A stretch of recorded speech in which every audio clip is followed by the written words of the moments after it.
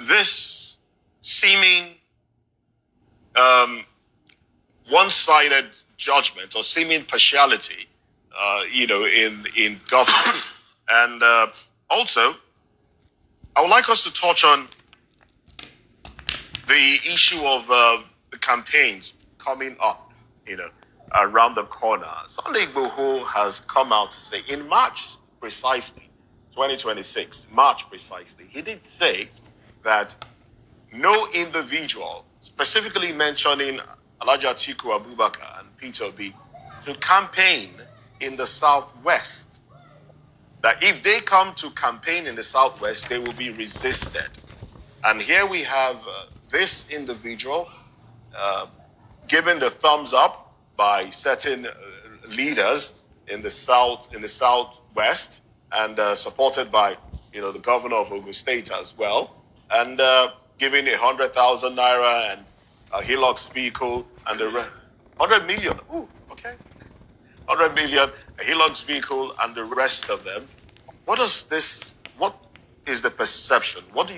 Does this give the impression that this is politically motivated against certain individuals that might want to campaign in the Southwest in the build up to 2027?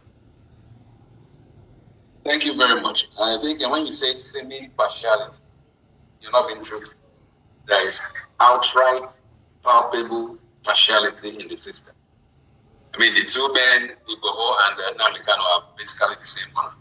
But you also, as we talk about the partial, I'm sorry to interrupt your line of thought there. Yeah, go ahead. But as we talk about partiality, you will also understand that at some point, some individuals that were claimed to be, and I choose my words very, very carefully here, claimed to be associates of IPOB were accused of, attacking people in the Southeast, and we don't have that same thing happening with. No. Let me tell you something. I am in no worry.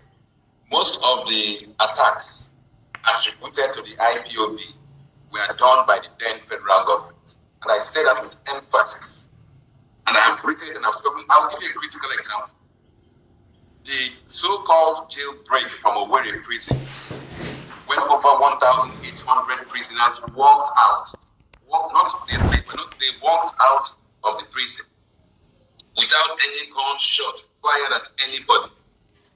In a prison where mobile policemen, the prison armed guards are all over the place.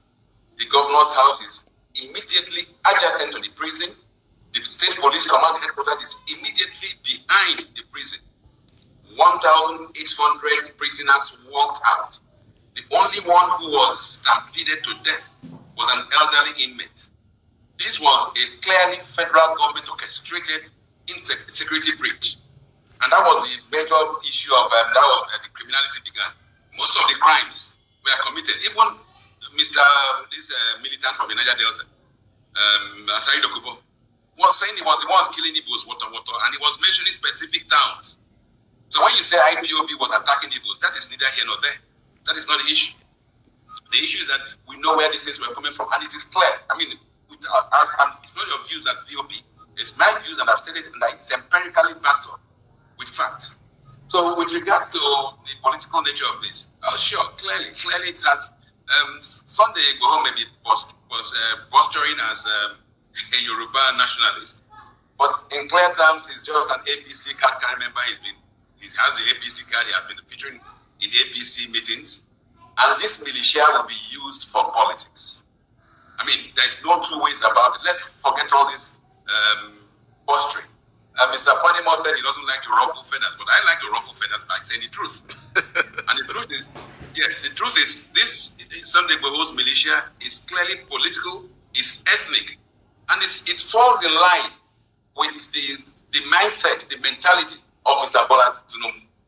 I mean, even in all he's doing, you see him directly trying to carve out a Southwest, a Yoruba state from the Federation. In terms of budgetary expenses, in terms of the so-called signature infrastructure projects. Look at the airport rebuilding in Lagos. Look at the Lagos Calabar Coastal Highway. Starting from the Southwest, before it gets to wherever it will stop. Look at the Badagry Sokoto highway. Starting from Badagry, before it gets to any other region, it will stop. So this is clear political and ethnic, sadly ethnic, because Nigeria, we should have outgrown this level, and we should be more pluralistic, accommodating of one another. But with a character like Mr. Bola Tinubu, ready to fan the embers of ethnic hatred, ready to sponsor and support an ethnic militia, preparing to elections.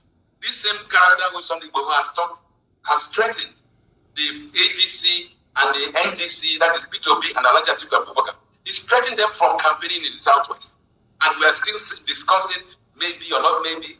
Well, Nigeria should be aware of all this and then begin to prepare the best option to address this unfolding mayhem. Because all I see coming from this whole setup is there will be a lot of crisis, there will be a lot of intimidation of voters, there will be a lot of non-voters. And we have already seen that certain things have been tried out. How to make sure that some people don't travel across their regions. It's already been tried out with the bad roads in the Edo State.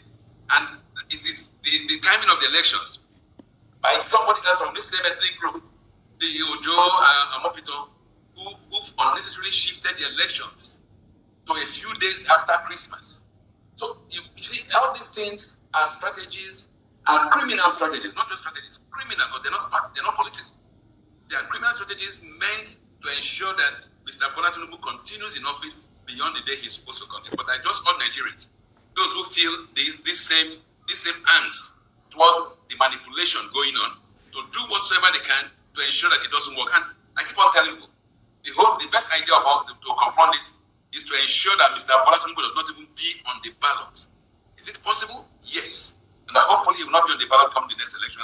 Then we'll see what all this posturing, all this ethnic militia, all this placing of his ethnic bigots in prime positions, in military, in finance, in the judiciary, where it will lead the system. Thank you very much. All right.